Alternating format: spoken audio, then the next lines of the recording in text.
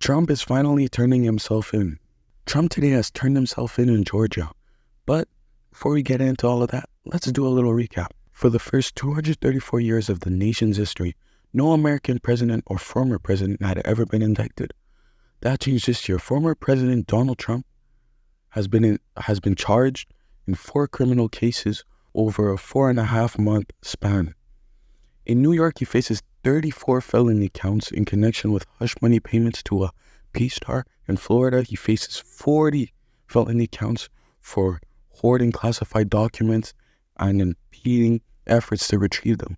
In Washington, D.C., he faces 4 felony counts for his efforts to overturn the 2020 election. And in Georgia, he faces 13 felony counts for his election interference in that state. So now, let's get up to speed about the Georgia situation. Have every right to do that. As you know, you have many people that you've been watching over the years do the same thing, whether it's Hillary Clinton or Stacey Abrams or many others.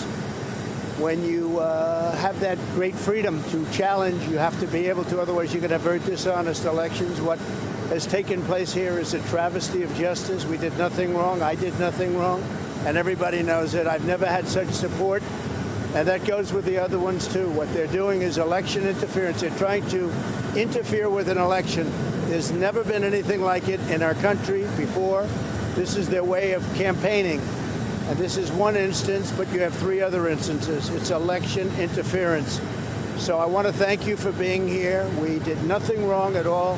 And we have every right, every single right, to challenge an election that we think is dishonest, that we think is very dishonest. So thank you all very much, and I'll see you very soon. Thank you very much. Did you pardon yourself?